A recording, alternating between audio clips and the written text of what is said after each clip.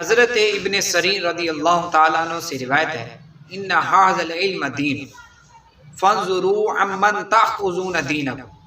آپ فرماتے ہیں کہ بے شک یہ علم یعنی قرآن و حدیث یہ دین ہے،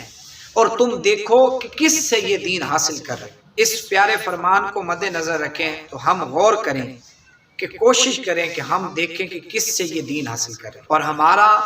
دین حاصل کرنا، قرآن پڑھنا عبادت، حدیث پڑھنا عبادت، قرآن کا علم عبادت، قرآن کا علم حاصل کرنا عین سعادت، حضور کی حدیث پڑھنا عبادت، حضور کی حدیث کو یاد کرنا عبادت، حضور کی حدیث کو کا علم حاصل کرنا یہ عین سعادت ہے۔ لیکن یہ سعادت، یہ علم دین، یہ ہمارے لیے دین ہے، اور اس کا پر ہم نے سوچنا ہے، ہم نے غور کرنا ہے کہ یہ ہم دین کس سے حاصل کر رہے ہیں۔ آیا کہ کسی بد مذہب سے حاصل کر رہے ہیں؟ آیا کہ جس کا دین سے کوئی تعلق نہیں اس سے حاصل کر رہے ہیں؟ آیا کہ ہم کسی کافر سے تو دین حاصل نہیں کر رہے کہ جو ہماری دنیا کو بھی خراب کر دے، ہماری آخرت کو بھی خراب کر دے؟ اور ہم ساتھ میں یہ بھی دیکھیں کہ ہم جو دین حاصل کر رہے ہیں علماء حق سے حاصل کر رہے ہیں یا علماء باطلہ سے حاصل کر رہے ہیں۔ اگر ہم علماء سے دین حاصل کریں، سوشل میڈیا کے ذریعے سے اگر ہم کوشش کرتے ہیں دین حاصل کریں، یا کتابوں کے ذریعے سے دین حاصل کریں، یہ ذرائع ہیں، یہ علم حاصل کرنے کے ذرائع ہیں۔ ہم اگر کتابوں سے، علماء سے، سوشل میڈیا پر جو مختلف بیانات یا تحریریں آتی ہیں ان کے ذریعے سے اگر ہم یہ علم حاصل کرتے ہیں تو ہم غور کریں کیا یہ ہمارے اہل سنت کے مطابق ہے یا نہیں۔ کیا اگر وہ جو کتاب، جو چیز میں پڑھ رہا ہوں، جو علم میں حاصل کر رہا ہوں، کیا اس کا تعلق اہل سنت جماعت سے ہے؟ اگر اہل سنت جماعت سے ہے، علماء حقہ سے ہے، اگر عالم برحق اہل سنت کا صحیح العقیدہ عالم بیان کر رہا ہے، بے شک اس سے علم حاصل کریں،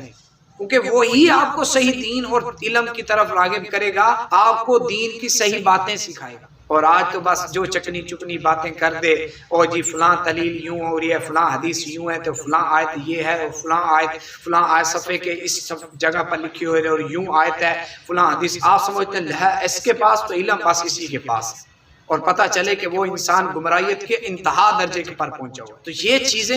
یہ کوئی علم معنی نہیں رکھتا کہ اس چیز کا نام علم نہیں ہے۔ علم اس چیز کا نام ہے قرآن و حدیث کو عقائد اہل سنت کے مطابق سمجھ کر، سن کر، اور اس کو صحیح معنوں میں آگے پہنچا رہا ہے۔ اگر تو اس کے مطابق جو ایک شریعت کے دین کے اصولوں کے مطابق وہ قرآن و حدیث کو سمجھ رہا ہے، پڑھ رہا ہے، اور اسی کے مطابق آگے وہ دین پھیلا رہا ہے، آگے وہ پہنچا رہا ہے، اور ہے بھی وہ صحیح العقیدہ سنی، تو اس سے دین حاصل کرے۔ کہ جو قرآن و حدیث کو صحیح معنوں میں اس کا علم حاصل کرنے والے اور ان آیت کریمہ انما یخشی اللہ من عبادہ العلماء کے مصداق ہوں گے، وہ صحیح معنوں میں خیر میں شمار ہوں گے، اور وہی علماء حقہ ہیں،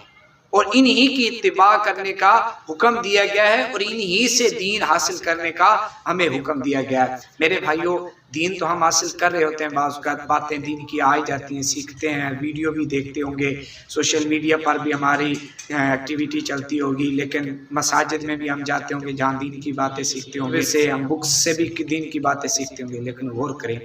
جو میں جس عالم کا بیان سن رہا ہوں اس کی نیچر کیا ہے، وہ کس نیچر کا ہے، وہ کس ذہنیت کا مالک ہے۔ کسی کے پیچھے جمعہ پڑھ رہے ہیں اس پہ غور کریں، کیا وہ علماء حق اہل سنت سے تعلق رکھتے ہیں؟ اور دوسرا، جو بکس پڑھ رہے ہیں، آیا کہ اس بکس کا ہمارے دین میں فائدہ بھی ہے یا نہیں؟ کیا وہ بکس علماء حق اہل سنت سے تعلق رکھتی ہیں؟ اگر وہ تعلق نہیں رکھتی تو ان ساری چیزوں سے بائیکاٹ کر کے صرف اور صرف اپنے دین کے لیے، اپنی بھلائی کے لیے، اپنی آخرت کے لیے انہی سے علم حاصل کریں جن کا اللہ کے پیارے محبوب صلی اللہ علیہ وسلم نے حکم دیا، اور انہی سے علم حاصل کریں جن کی اللہ اور اس کے رسول صلی اللہ علیہ وسلم نے پیروی کا حکم دیا ہے، اور جن سے اللہ اور اس کے رسول نے منع کیا ہے ان سے بچنا ہے، اور جن سے اللہ نے اور اس کے رسول نے منع کیا ہے وہ ہیں بد مذہب اور بد مذہب علماء۔ ان سے بچنے کا اللہ کے پیارے محبوب اور علماء نے ہمیں حکم دیا ہے کہ ان سے بچنا ہے، ان سے ہم نے بھرپور کوشش کرنی ہے، ان سے بچنا ہے اور اپنے اس مسلک حق اہل سنت کو مضبوطی سے تھامی رکھنا ہے اور مسلک اعلیٰ حضرت پر قائم و دائم رہنا ہے۔ اسی کے ساتھ ہم اپنی زندگی گزاریں گے اور اسی کے ساتھ قبر میں جائیں گے اور اسی کے ساتھ حشر میں اٹھیں گے۔ اللہ کریم سے دعا ہے، اللہ کریم ہمارے عمل کو قبول و منظور فرمائے۔